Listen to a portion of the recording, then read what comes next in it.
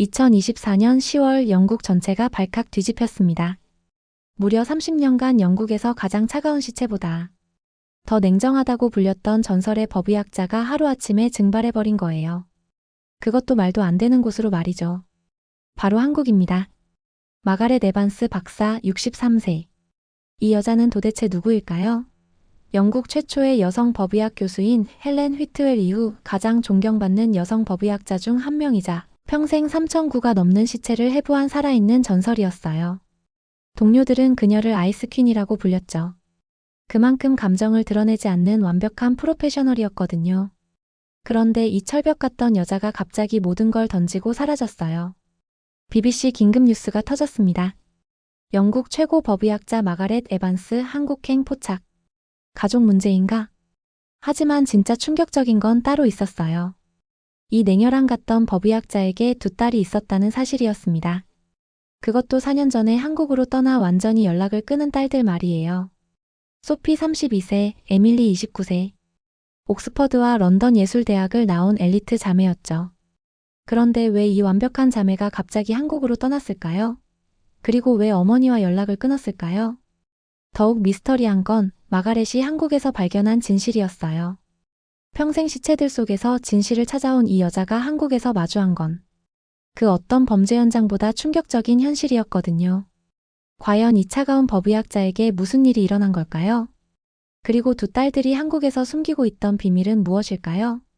지금부터 여러분이 절대 상상할 수 없는 반전이 기다리고 있습니다. 그 전에 잠깐만요. 1초면 누를 수 있는 좋아요와 구독 버튼 눌러주시면 영상 제작에 큰 힘이 됩니다. 본 영상은 개인정보 보호를 위해 스토리를 재구성한 이야기입니다. 그럼 이제 시작하겠습니다. 저는 평생 죽음과 함께 살아왔습니다. 30년 동안 3,009가 넘는 시체를 해부하며 영국 전역의 가장 끔찍하고 복잡한 사건들을 해결해왔어요. 동료들은 저를 아이스퀸이라고 불렀죠. 시체 앞에서도 눈 하나 깜짝하지 않는다고요. 30년 정말 그랬어요. 썩어 문드러진 시체든 토막난 시체든 저에게는 그냥 증거일 뿐이었거든요. 감정 따위는 사치였어요. 오직 과학적 사실만이 진실을 말해주니까요. 하지만 2024년 가을 저는 평생 처음으로 흔들렸습니다. 이유는 간단했어요. 4년 전 한국으로 떠난 두 딸과 완전히 연락이 끊어졌거든요. 소피와 에밀리. 제가 세상에서 가장 사랑하는 두 사람이에요. 소피는 32살로 옥스퍼드에서 국제관계학을 전공했고 에밀리는 29살로 런던 예술대학에서 패션 디자인을 공부했죠. 두 딸 모두 제가 자랑스러워하는 영국의 엘리트였어요. 그런데 2020년 봄 두 딸이 저에게 폭탄 선언을 했습니다. 엄마, 우리 한국에서 살기로 했어요. 그때는 정말 세상이 무너지는 기분이었어요. 하지만 그때까지만 해도 일시적인 모험이라고 생각했거든요. 젊은이들이 한 번쯤 해보는 배낭여행 정도로 말이에요. 그런데 4년이 지나도록 돌아오지 않더라고요.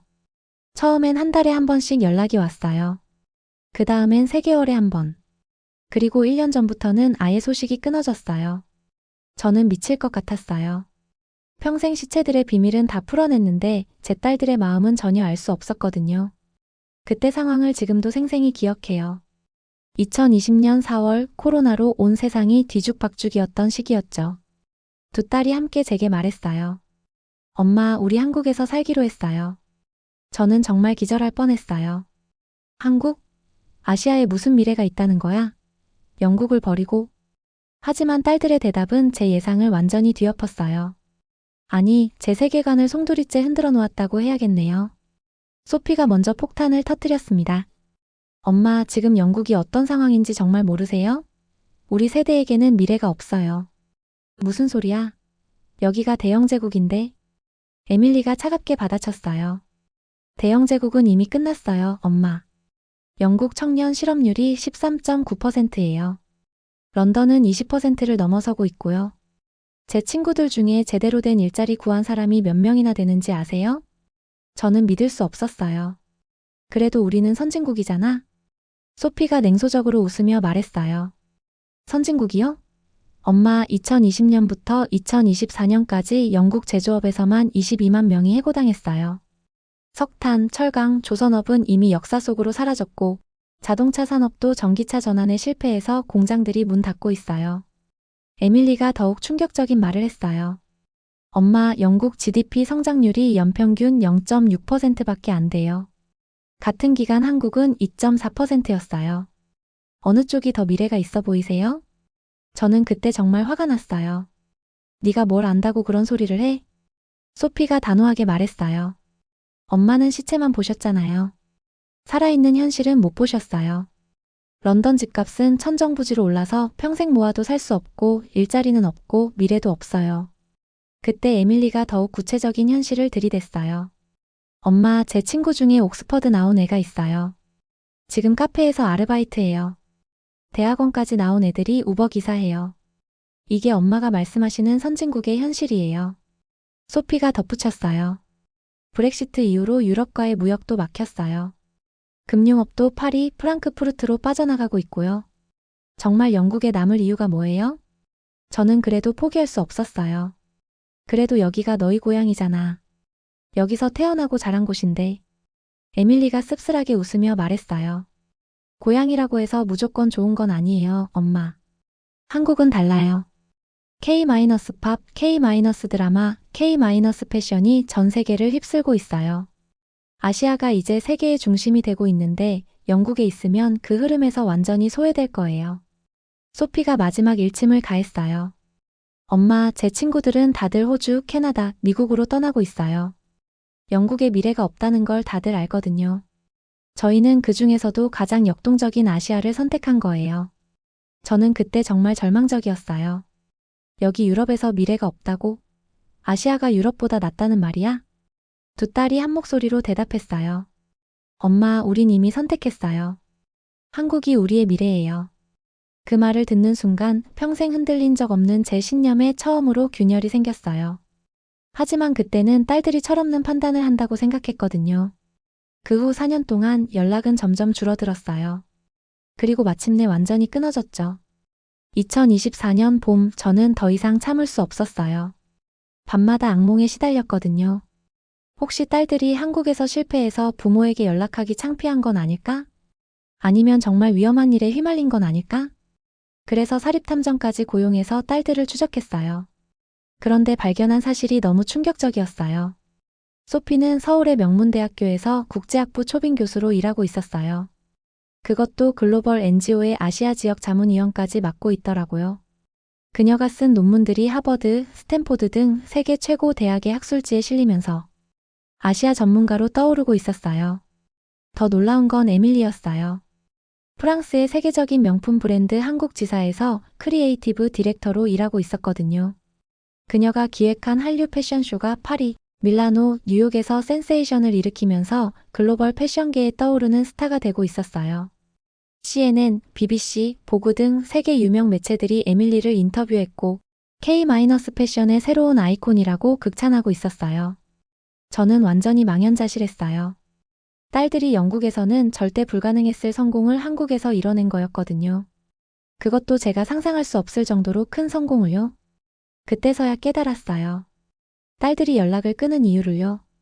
제가 항상 영국이 최고다, 아시아는 후진국이다라고 말했으니까 한국에서의 성공을 자랑하기 어려웠을 거예요. 동시에 분노도 치밀어 올랐어요. 왜 이런 대단한 성공을 숨겼을까? 왜 어머니를 믿지 못했을까? 저는 생애 첫 한국행을 결심했어요. 63년 살면서 아시아 대륙에 발을 디뎌본 적이 한 번도 없었거든요. 솔직히 가고 싶지도 않았고 갈 이유도 없다고 생각했어요. 하지만 딸들을 직접 만나야겠다고 생각했어요. 이 미스터리를 풀어야겠다고요. 인천공항에 도착했을 때 첫 충격을 받았어요. 세상에, 이게 정말 아시아 공항인가? 히드로 공항보다 훨씬 크고 현대적이고 효율적이었어요. 모든 게 자동화되어 있고 무료 와이파이는 물론이고 심지어 마사지 의자까지 있더라고요. 영국 공항들과는 차원이 달랐어요. 지하철을 타고 서울로 향하는데 또 한 번 충격받았어요. 런던 지하철과는 완전히 달랐거든요. 깨끗하고 조용하고 질서정연했어요. 사람들은 줄을 서서 기다리고 지하철 안에서도 전화 통화를 자제하더라고요. 거리에 나서니 더욱 놀랐어요. 밤 11시인데도 여성들이 혼자서 자유롭게 다니고 있었어요. 런던에서는 상상할 수 없는 일이었죠. 치안이 얼마나 좋은지 실감할 수 있었어요. 그리고 곳곳에서 느껴지는 젊은 에너지에 압도당했어요. 카페마다 젊은이들이 노트북을 들고 뭔가 열정적으로 작업하고 있었고, 스타트업 창업에 대한 이야기들이 자연스럽게 들렸어요. 영국의 젊은이들이 일자리가 없다, 미래가 없다며 절망하는 것과는 정반대였어요. 소피를 만난 곳은 강남의 한 고급 호텔 로비였어요. 4년 만에 본 딸의 모습에 정말 깜짝 놀랐어요. 완전히 다른 사람이 된 것 같았거든요. 예전의 소피는 조용하고 내성적이었어요. 그런데 지금의 소피는 자신감이 넘치고 당당하고 빛이 났어요. 명품 정장을 입고 있었는데 정말 국제적인 전문가의 아우라가 풍겼어요. 엄마 정말 오셨네요. 소피의 목소리에는 기쁨과 동시에 조심스러움이 섞여 있었어요. 소피야, 엄마가 정말 몰랐구나. 네가 이렇게 성공한 줄. 소피가 미소 지으며 폭탄 선언을 했어요. 엄마, 사실 말씀드릴 게 있어요. 저 약혼했어요. 약혼자는 김민준이라는 한국인 인권 변호사였어요.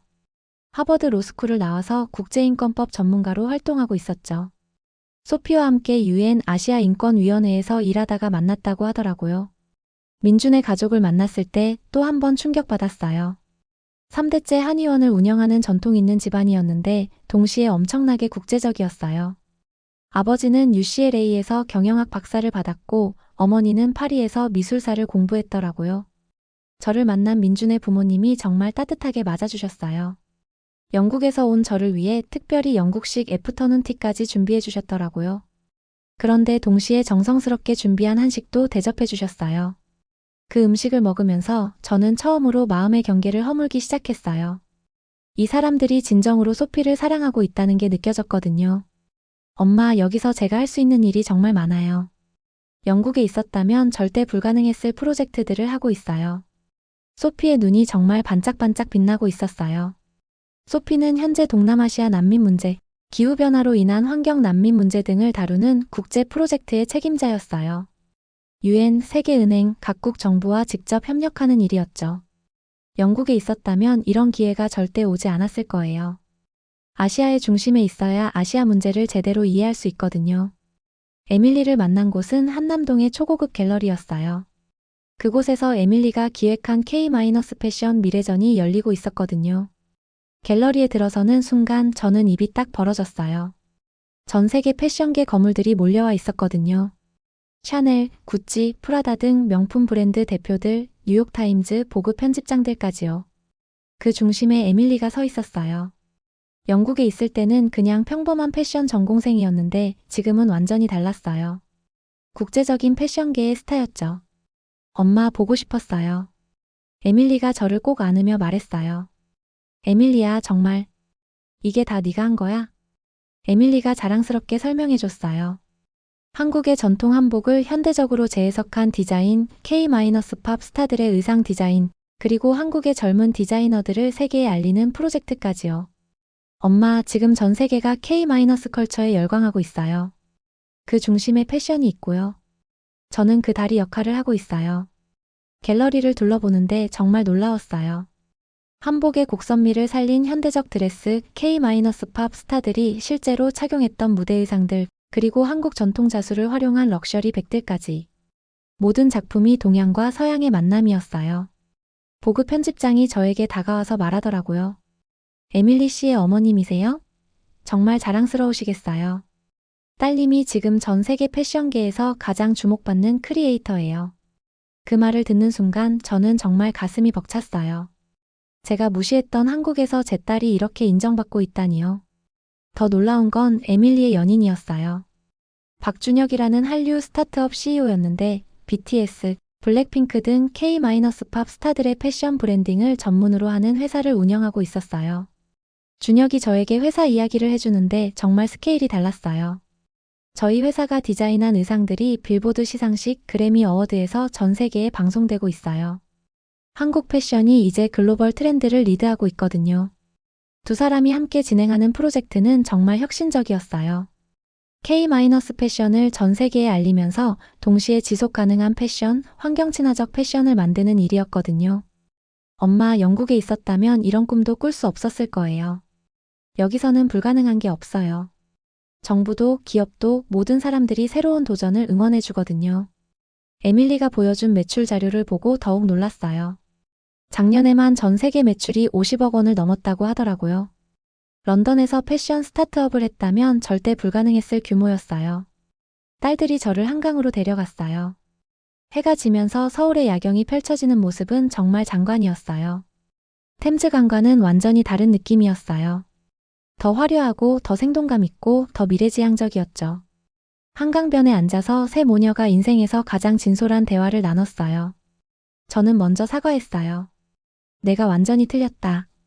너희들이 나보다 훨씬 넓은 세상을 보고 있었구나. 소피가 눈물을 흘리며 말했어요. 엄마가 틀린 게 아니에요. 엄마가 가르쳐 주신 끈기와 전문성이 있었기 때문에 여기서 성공할 수 있었던 거예요. 에밀리도 고개를 끄덕였어요. 엄마의 냉철함과 완벽주의를 보고 자랐기 때문에 저희도 어려운 도전을 해낼 수 있었어요. 그 순간 저는 깨달았어요. 딸들이 영국을 버린 게 아니라 제가 가르쳐준 가치들을 더 큰 무대에서 실현하고 있었던 거라는 걸요. 그런데 왜 연락을 안 했니? 왜 이런 성공을 숨겼어? 소피가 조심스럽게 대답했어요. 엄마가 항상 영국이 최고라고 하셨잖아요. 아시아를 무시하는 말씀도 많이 하셨고요. 한국에서 잘 되고 있다고 말하면 엄마가 배신감을 느끼실까봐. 에밀리가 덧붙였어요. 그리고 엄마가 이해하지 못하실까봐 무서웠어요. 엄마 세대에게 아시아는 여전히 후진국이잖아요. 저는 그제서야 제 편견이 얼마나 컸는지, 얼마나 무지했는지 깨달았어요. 평생 과학만 믿고 살았지만 정작 가장 중요한 건 놓치고 있었던 거예요. 한강을 바라보면서 저는 마음속으로 다짐했어요. 이제는 딸들의 선택을 완전히 지지하고 응원하겠다고요. 소피의 결혼식이 다가왔어요. 저는 특별한 준비를 했어요. 평생 간직해온 왕립법의학회 최고 훈장을 두 딸에게 전달하기로 한 거예요. 이 훈장은 엄마가 30년 동안 받은 모든 영예의 상징이야. 하지만 이제 깨달았어. 진정한 성공은 너희들이 보여준 용기야. 안전한 곳을 떠나 새로운 세상에 도전하는 용기 말이야. 딸들의 눈에 눈물이 고였어요. 결혼식 당일 저는 한복을 입었어요.